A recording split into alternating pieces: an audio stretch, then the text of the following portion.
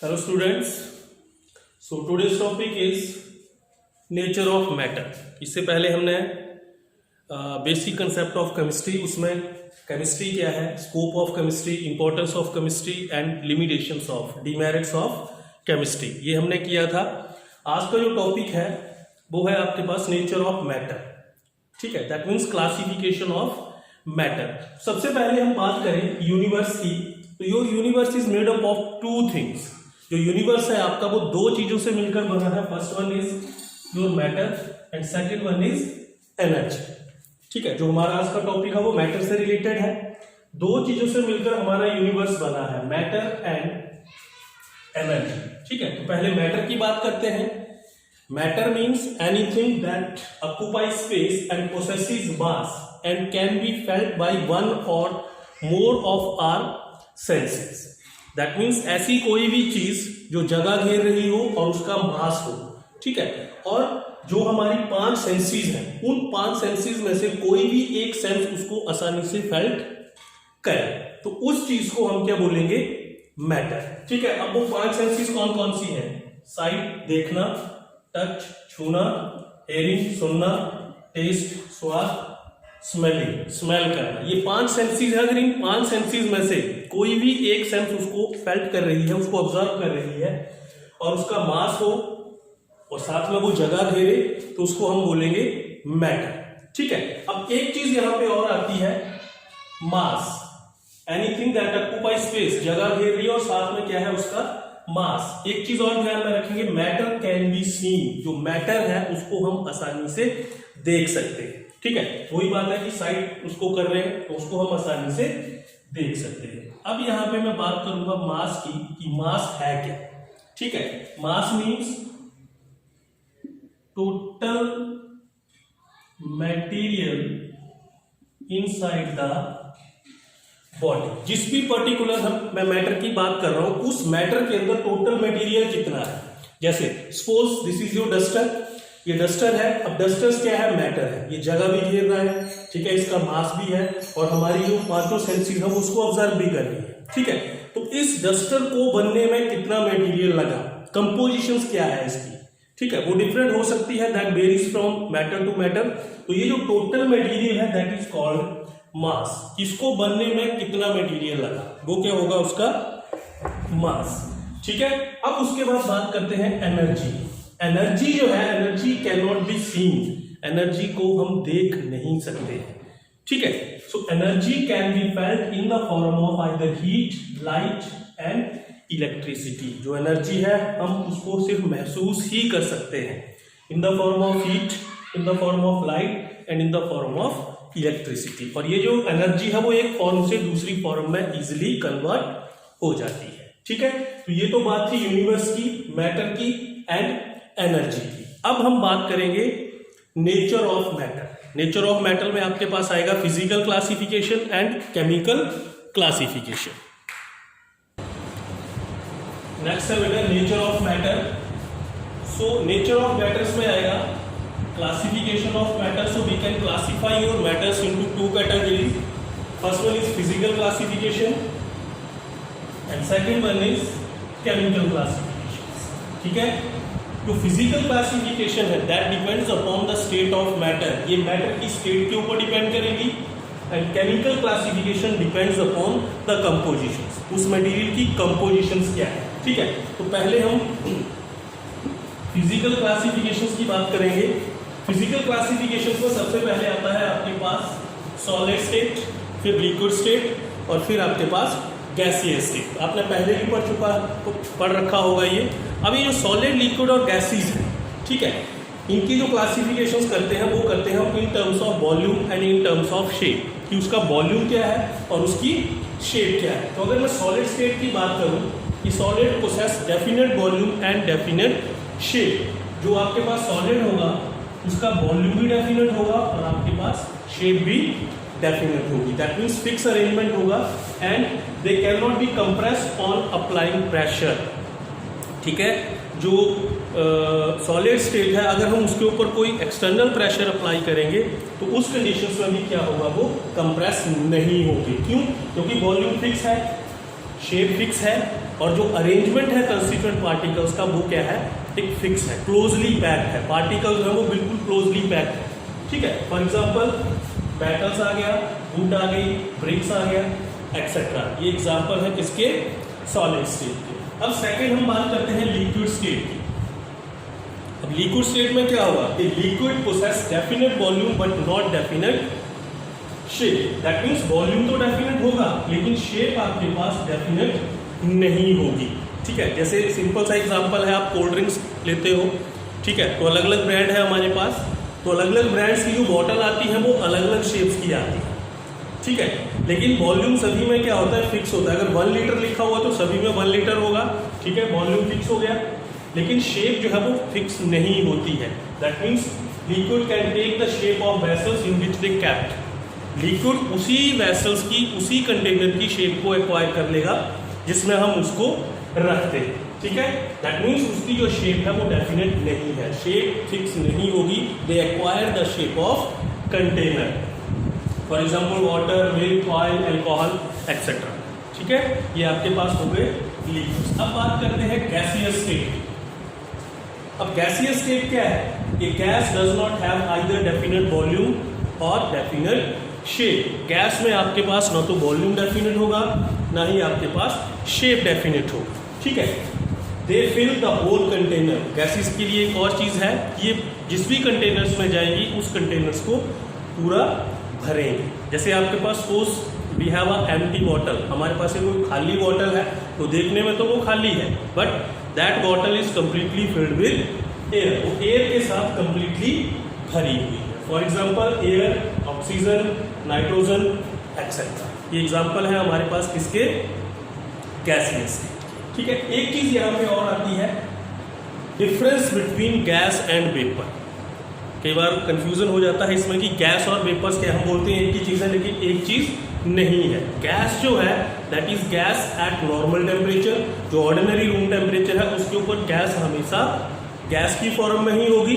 लेकिन वेपर्स जो है they are liquid at ordinary temperature. Vapours जो है वो ऑर्डिनरी टेम्परेचर या रूम टेम्परेचर पे क्या होंगे, वेपर्स होंगे। दैट मीन्स ये क्या है, आपके पास गैसियस फॉर्म है किसकी, लिक्विड की। जब आप किसी लिक्विड को बॉईल करोगे तो वो क्या होगा, गैस की फॉर्म में कन्वर्ट होगा। That gas form is called vapour. ठीक है, तो ये 3 स्टेट्स थी मैटर की, सॉलिड, लिक्विड और गैस। इसके अलावा 2 स्टेट्स और हैं, प्लाज्मा स्टेट और बोस-आइंस्टाइन कंडेंसेट। लेकिन वो दोनों स्टेट जो है वो नॉर्मल कंडीशंस पे एग्जिस्ट नहीं करती है। ठीक है, नॉर्मल कंडीशंस पे यही 3 स्टेट्स है आपके पास, सॉलिड, लिक्विड और गैस। सॉलिड, लिक्विड और गैसेस। अब मैं कंस्टिट्यूएंट पार्टिकल्स की बात करूंगा यहाँ पे। ठीक है, तो सॉलिड में क्या है, definite volume and definite shape. तो दैट मीन्स जो कंस्टिट्यूएंट पार्टिकल्स होंगे दे आर क्लोजली पैक्ड। ठीक है, उनमें डिस्टेंस बिल्कुल भी नहीं होगी, इंटरन्यूक्लियर डिस्टेंस होगी, इंटरमॉलिक्यूलर डिस्टेंस होगी, वो बिल्कुल 0 होगी। ठीक है, क्लोजली पैक्ड है, that means definite volume and definite shape. तभी तो हम इनको कंप्रेस नहीं कर सकते हैं, क्यों, क्योंकि यहाँ पे स्पेस नहीं है। ठीक है, लिक्विड के केस में वॉल्यूम तो डेफिनेट होगा लेकिन शेप डेफिनेट नहीं होगी। जो कंस्टिट्यूएंट पार्टिकल्स हैं जिनसे मिलकर ये बने हैं उनके बीच में force of attraction as compare to solid कम होगी। ठीक है, होंगे तो ये भी पैक, क्लोजली पैक्ड ही होंगे लेकिन इनके कंपैरिजन में कम होंगे। तो थोड़ा सा आप लिक्विड को कंप्रेस कर सकते हो, क्यों, क्योंकि थोड़ी सी डिस्टेंस यहाँ पे होती है, इंटरमॉलिक्यूलर डिस्टेंस। अब गैसेस की बात करें तो गैसेस में आपके पास जो फोर्स ऑफ अट्रैक्शन है वो बहुत कम होगी। ठीक है, neither definite volume not definite shape. और ये जो मॉलिक्यूल्स है आपके पास, ये कंस्टिट्यूएंट पार्टिकल्स हैं, they are free to move in any direction, क्योंकि इनके बीच में फोर्स ऑफ अट्रैक्शन नहीं है तो ये आसानी से किसी भी डायरेक्शन में मूव कर सकते हैं। ठीक है, यहाँ पे आपके पास फोर्स ऑफ अट्रैक्शन मैक्सिमम, यहाँ पे फोर्स ऑफ अट्रैक्शन मिनिमम, यहाँ रिपल्सिव फोर्सेज जो है वो काम करें। अब एक चीज और आती है, दीज 3 स्टेट्स सॉलिड, लिक्विड और gases are interconvertible to each other. That means we can convert solid into liquid, liquid into gas. देखिए कैसे होंगी, and we change the condition of temperature and pressure. जब temperature और pressure की conditions को आप change करोगे तो सॉलिड से लिक्विड में कन्वर्ट हो जाएगा या सॉलिड से लिक्विड में और लिक्विड से गैसियस स्टेट में। कैसे होगा देखेंगे ध्यान से। ये ले लिया मैंने सॉलिड्स, अब मैंने क्या किया यहाँ इंक्रीज इन टेम्परेचर, मैंने टेम्परेचर को बढ़ा दिया, तो ये किसमें कन्वर्ट हो जाएगा liquid. This process is called melting. जब सॉलिड को मेल्ट करोगे टेम्परेचर बढ़ाओगे किसमें कन्वर्ट हो जाएगा लिक्विड में। Again if we increase temperature then liquid is converted into gaseous state, that means vapor, and this process is called boiling. तो that means अगर आप टेम्परेचर इंक्रीज करते हो तो सॉलिड लिक्विड में कन्वर्ट हो जाएगा, लिक्विड गैसियस में कन्वर्ट हो जाएगा। ठीक है, अब इसी प्रोसेस को अगर मैं अपोजिट डायरेक्शंस में करूं that means decrease in temperature, तो जो गैसियस स्टेट है, जो वेपर स्टेट है, वो किसमें कन्वर्ट हो जाएगी लिक्विड में। This process is called condensation. आपने वेपर्स को कंडेंस कर दिया। अब यहां पे अगर मैं फिर टेम्परेचर को डिक्रीज करूं तो लिक्विड जो हो इसमें कन्वर्ट हो जाएगा सॉलिड में। This is called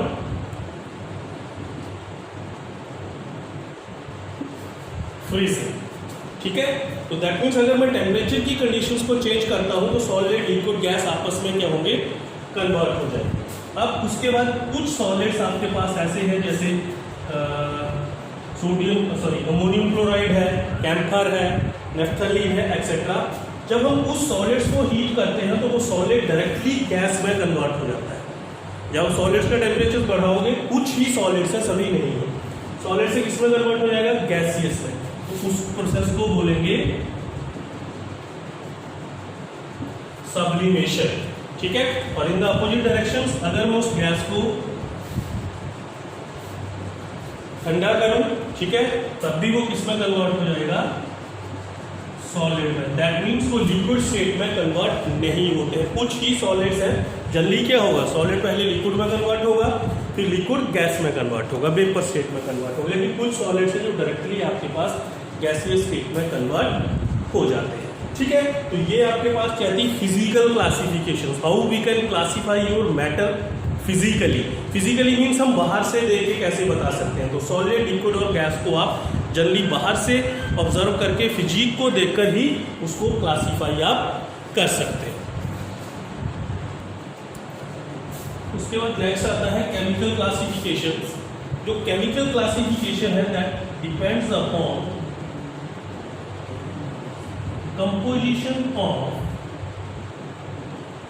matter. ये चीज ध्यान में रखनी है, जो केमिकल क्लासिफिकेशन है वो कंपोजिशंस के ऊपर डिपेंड करेगी और जो फिजिकल क्लासिफिकेशंस थी वो स्टेट्स पे डिपेंड करेगी। तो chemically we can classify your matter in two categories.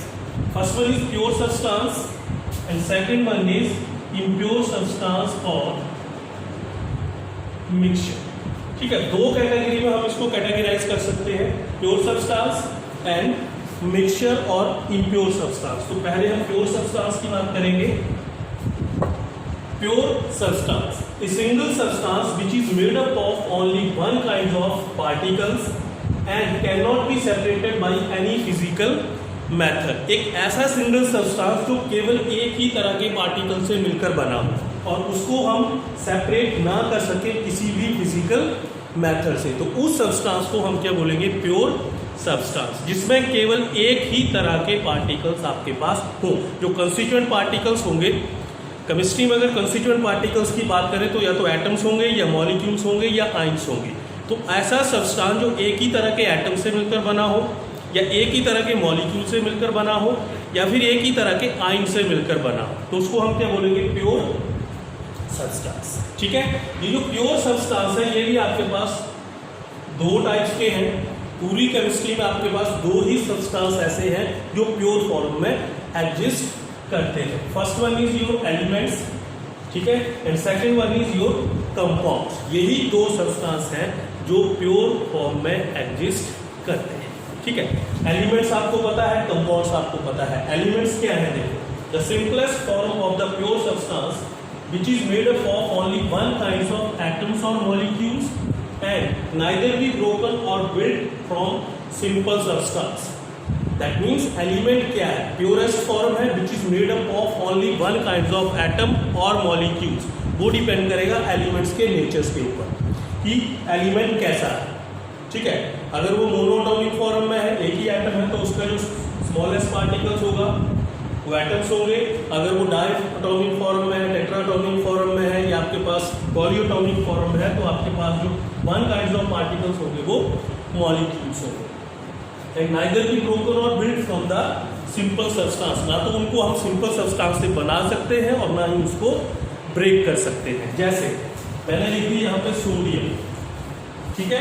अब सोडियम क्या है, प्योर है, बिकॉज सोडियम के अंदर क्या है, सोडियम के ही एटम्स। इस तरह से मैंने ले लिया Ag सिल्वर, तो इसमें केवल क्या है, सिल्वर के ही एटम्स है और कुछ नहीं है, तो ये क्या हो गया, pure substance. In the same way मैंने ले लिया H2, तो H2 में क्या होगा, H2 मॉलिक्यूल्स, ठीक है। इसी तरह से मैंने ले लिया O2, इसमें क्या होगा, O2 मॉलिक्यूल्स, क्योंकि ये क्या है, ये आपके पास मॉलिक्यूलर फॉर्म है, डायटोमिक फॉर्म है, तो इसमें जो स्मॉलेस्ट पार्टिकल्स होगा वो आपका एटम भी हो सकता है, मॉलिक्यूल्स भी हो सकते हैं, ठीक है। ये हो गए आपके पास एलिमेंट्स, ठीक है। अब उसके बाद एक चीज और ध्यान में रखेंगे, these elements are further classified in 3 categories. कौन कौन से होंगे, पीरियोडिक टेबल में अगर आप देखें तो मेटल्स, दूसरा आ जाएगा आपके पास नॉन मेटल्स, और तीसरा आ जाएगा आपके पास मेटालॉइड्स और सेमी कंडक्टर्स। ये आपने पढ़ रखा है। सिंपली मैं बता रहा हूँ कि एलिमेंट्स को हम 3 कैटेगरी में कैटेगराइज कर सकते हैं, metals, non metals and metalloids. इसमें ज़्यादा डिटेल में नहीं जाएंगे क्योंकि ऑलरेडी आपने 9th में भी पढ़ा है, ये 10th में भी पूरा चैप्टर आपने पढ़ा है, मेटल्स नॉन मेटल्स क्या होते हैं।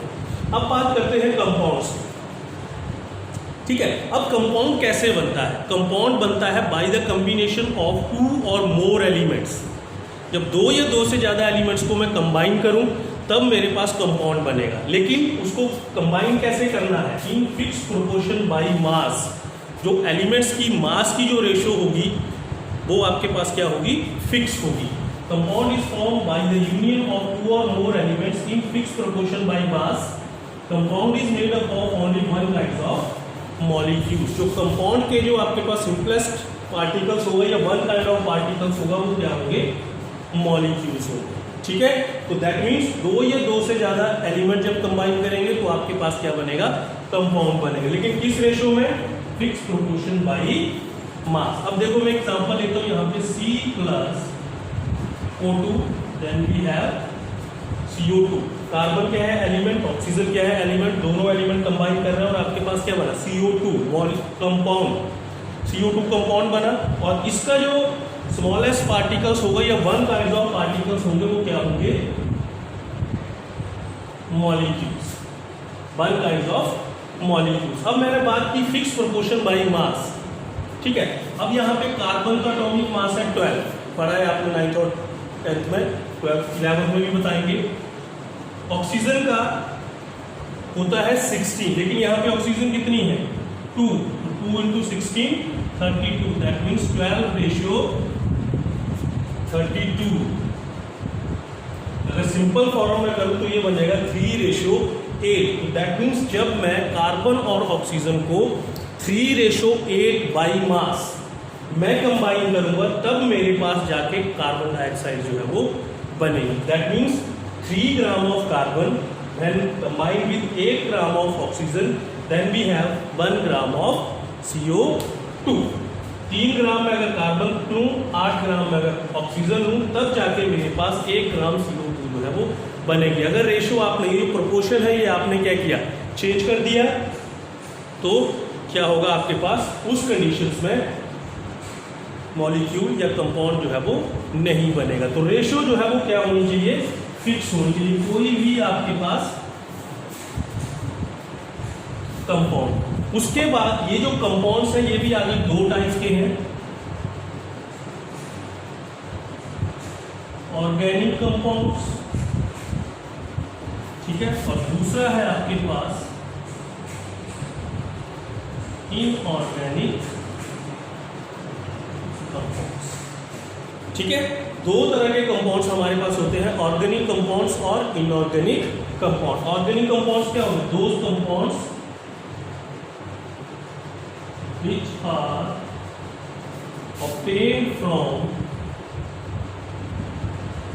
living things। जो लिविंग थिंग्स से हमें मिले, that means plants and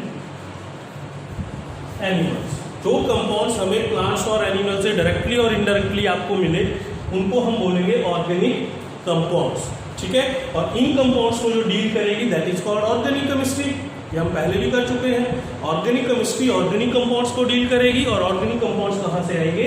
plants और एनिमल्स से। उसके बाद बात करते हैं इनऑर्गेनिक कंपाउंड्स की, विच आर ऑब्टेन्ड फ्रॉम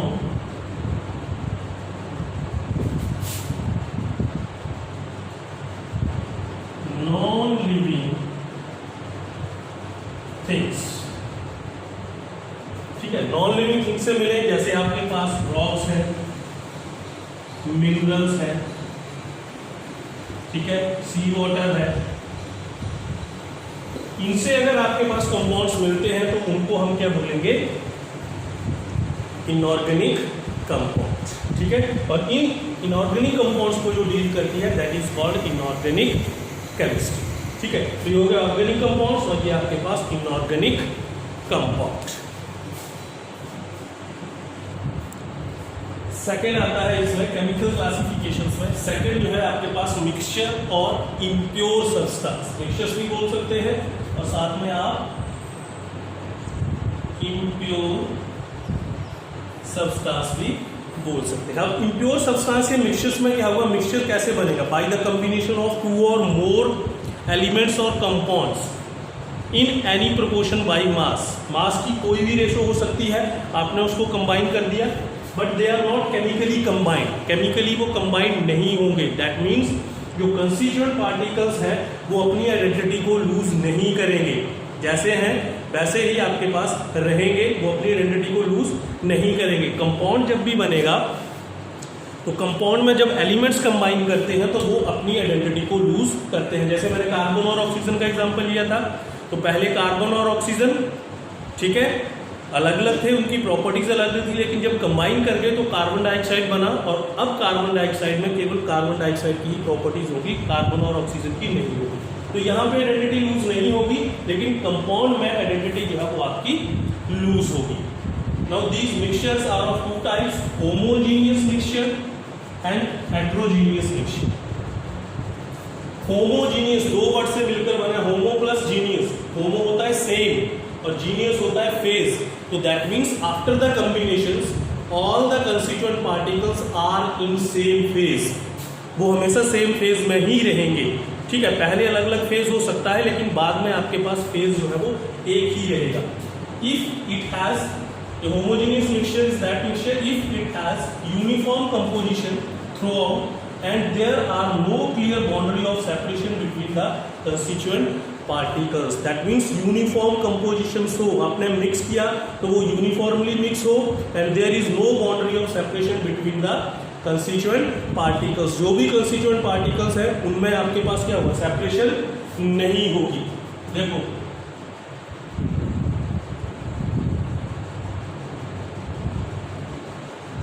ये मैंने ले लिया वाटर, अब ये किसमें है? लिक्विड स्टेट में है।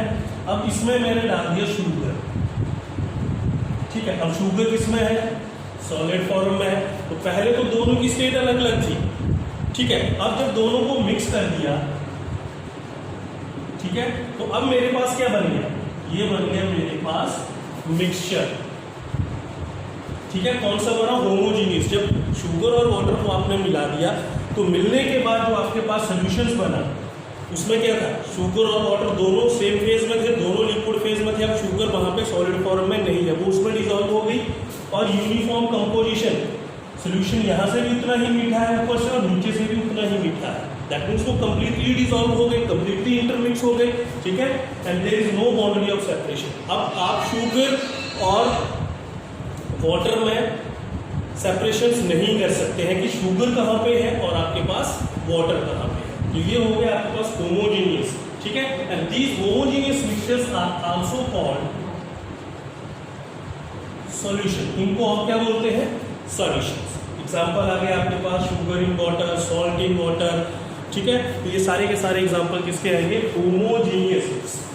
जो फेज है आपका वो सेम रहेगा after the formation of mixture, दोनों का फेज जो है वो सेम रहेगा और ये केमिकली एक दूसरे के साथ रिएक्ट करके कोई नई चीज नहीं बना, सिर्फ वो डिसॉल्व होंगे एक दूसरे, ठीक है। अब उसके बाद बात करते हैं हेट्रोजीनियस। हेट्रोजीनियस, हेट्रो होता है डिफरेंट और जीनियस होता है phase. That means in these mixtures the nature of the constituent particles are different after the formation of mixture. जब मिक्सचर्स बन गया उसके बाद भी इनका नेचर जो है वो क्या रहेगा, डिफरेंट रहेगा। If it does not have uniform compositions and has visible boundary of separation between constituent particle, अगर वहां पे कंपोजिशंस यूनिफॉर्म नहीं है और वहां पे क्या है, विजिबल बाउंड्री ऑफ सेपरेशन है, हम इनको नेक्ड आई से भी बता सकते हैं कि भाई ये कंस्टिट्यूएंट पार्टिकल्स यहाँ पे है, ये कंस्टिट्यूएंट पार्टिकल्स आपका यहाँ पे।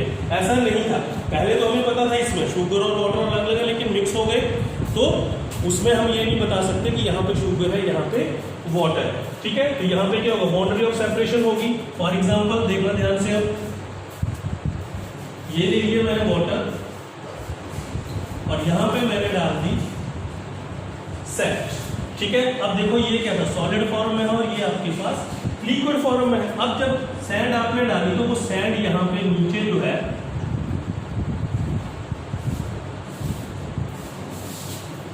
इस तरह से इकट्ठी हो जाएगी। पहले भी दोनों अलग अलग फेज में थे, अब भी दोनों अलग अलग फेज में है और यूनिफॉर्मली डिस्ट्रीब्यूटेड नहीं है। सैंड नीचे आ गई, वाटर आपका ऊपर आ गया। और बाउंड्री ऑफ सेपरेशन आप इजीली बता सकते हो कि भैया यहाँ पे सैंड है और यहाँ पे आपके पास वाटर है। तो ये हो गए आपके पास हेट्रोजीनियस मिक्सचर। इनमें बाउंड्री ऑफ सेपरेशन इजीली दिखेगी और जो कंपोजिशन है वो भी यूनिफॉर्म नहीं होगी, ठीक है। और दूसरी चीज, हम हेट्रोजीनियस मिक्सचर को इजीली सेपरेट कर सकते हैं बाय एनी फिजिकल और मैकेनिकल मेथड। कोई भी फिजिकल मेथड लगा के इसको सेपरेट कर सकते हैं या कोई भी मैकेनिकल मेथड लगा के इसको सेपरेट कर सकते हैं, लेकिन होमोजेनियस मिक्सचर्स को आप फिजिकल मेथड से या मैकेनिकल मेथड से आप इनको अलग नहीं कर सकते हैं। केमिकल मेथड से बेशक हो जाएंगे, ठीक है, लेकिन फिजिकली हम शुगर को वाटर से अलग नहीं कर सकते, ठीक है। तो this is all about your nature of matter, matter का नेचर, उसकी